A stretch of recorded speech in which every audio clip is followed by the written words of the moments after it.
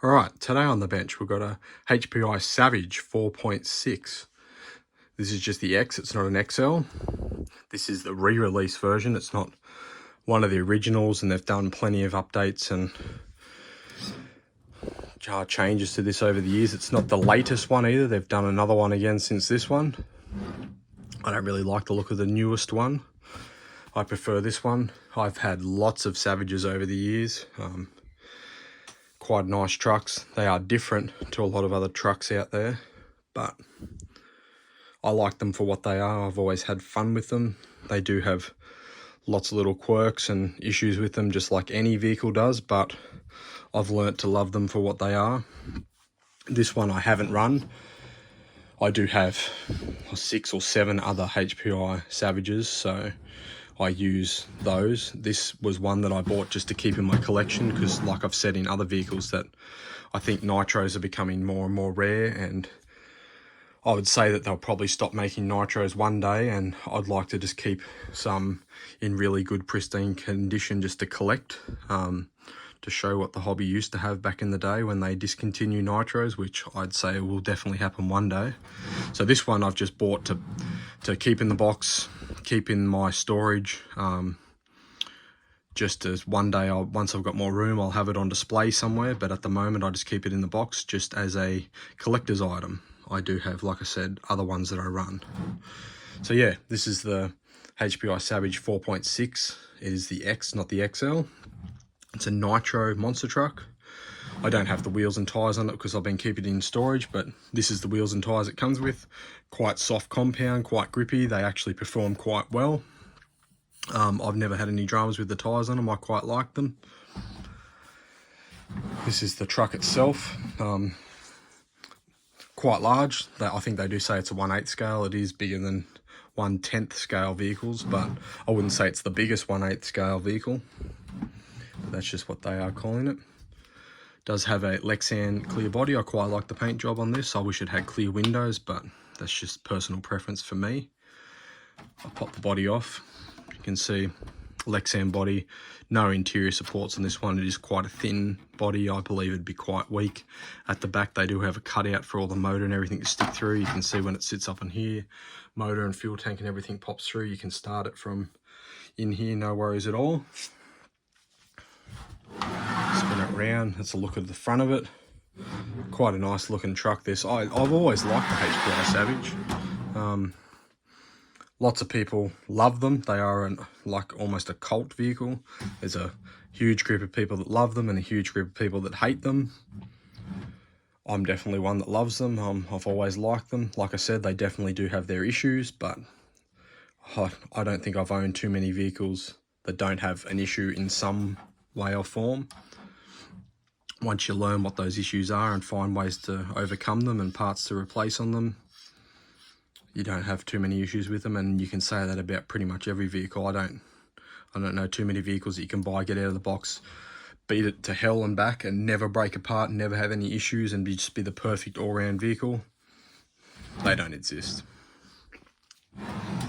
Take the body off. I'll give you a look on the inside. As you can see, this one here doesn't have your traditional flat chassis on the bottom. It is a twin vertical plate, which is a design that I really like. It does make it a bit harder to work on, but I'll tell you a bit more about it later, the reasons why I like them. You can see it does have your disc brake set up down underneath there, metal drive shafts, and you can see a servo down in under there. That is for your steering.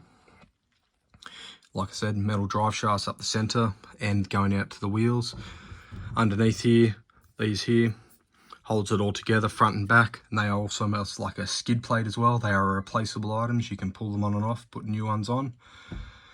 One issue that I have with these vehicles, HPI's always been known for it. They run Phillips head hardware on it. I'm not the biggest fan of that. You could always change them all out if you wanted to. I have changed it out on some of my other ones, but that's just what they choose to run. Don't ask me why.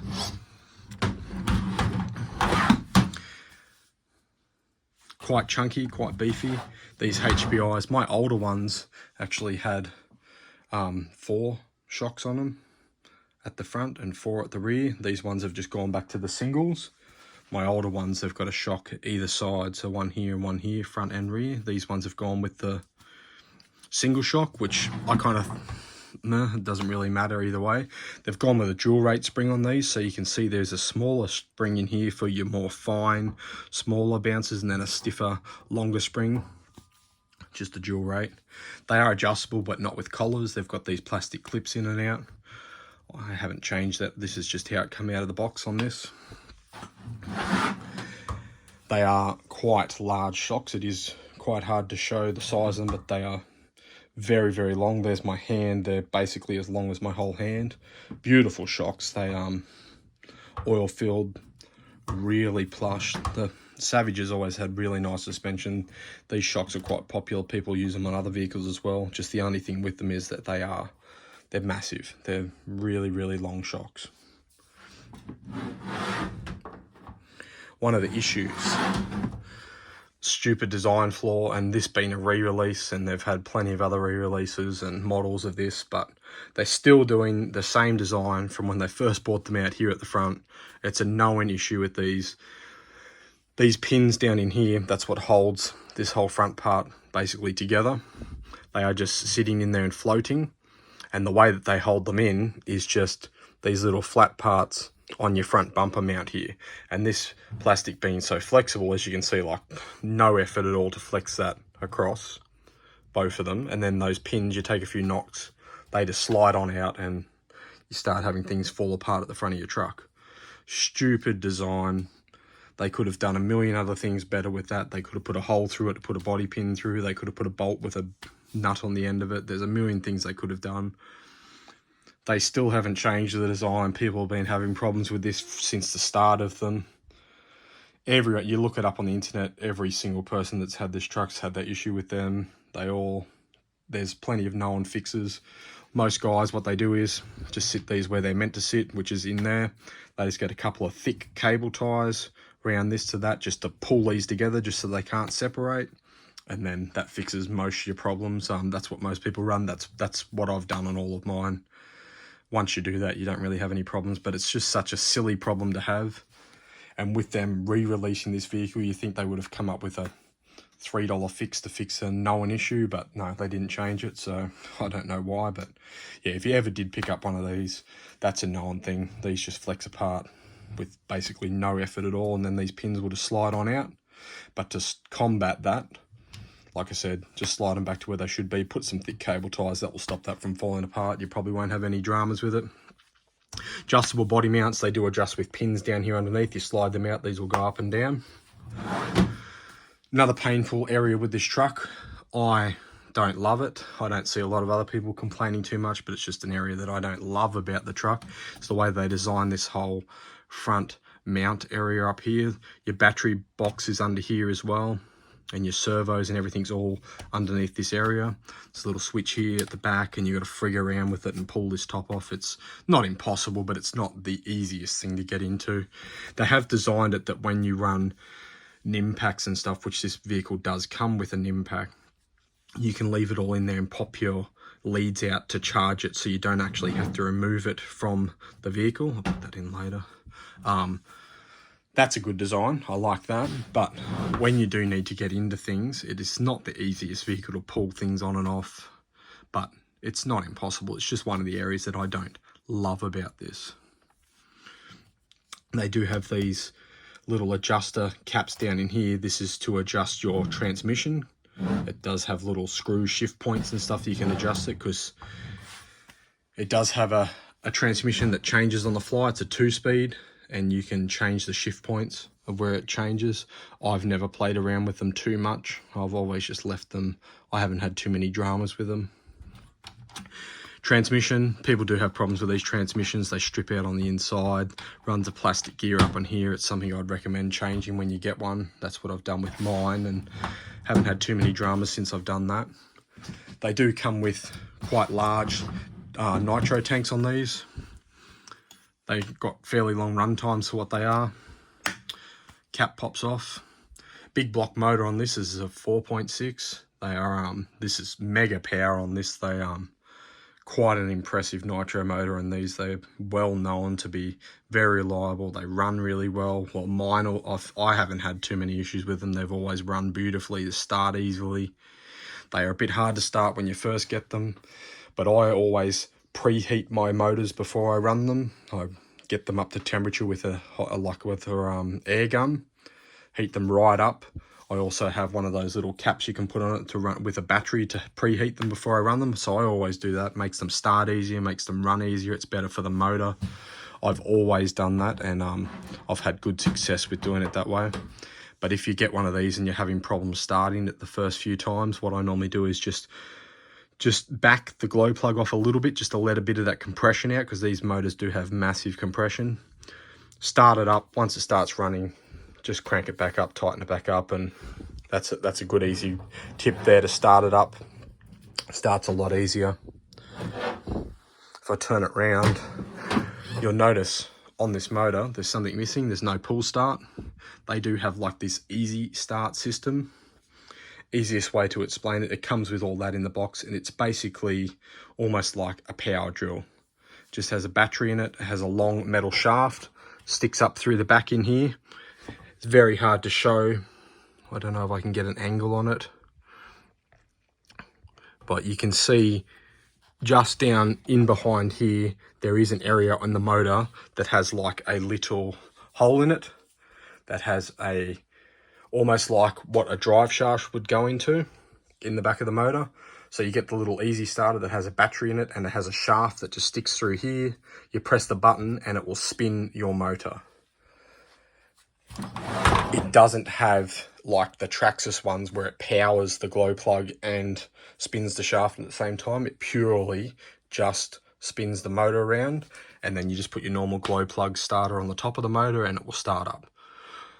A lot of guys that lost them, broke them, whatever, over the years, just changed it over. You can put the bit that comes with it just into a normal drill, and you can just use a normal drill to start them. A lot of guys have done that over the years. I've definitely done that plenty of times over the years as well, because I've forgotten mine or lost it or broken them and haven't wanted to buy another one. So yeah, you can just use a drill, and there, just put your normal starter on there.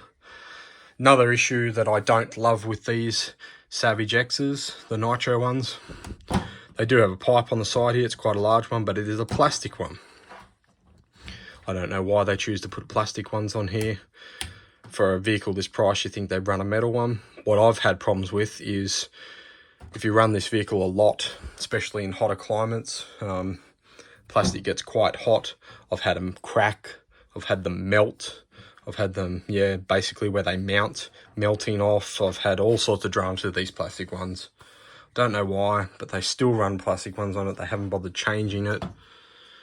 HPI don't like to change things too much, I don't think, but yeah, that's just one of the things I don't like. Very easy to change. Put a metal one on. I've got metal ones on all my other ones that I run. Once you do that, you won't have too many dramas with that ever again. Quite a large air filter on it. I'm glad they're running that style. They do have this up the top up here. It's basically to stop the body from crushing down as much. You can also use it as a handle. Works well as a handle. See the big shocks.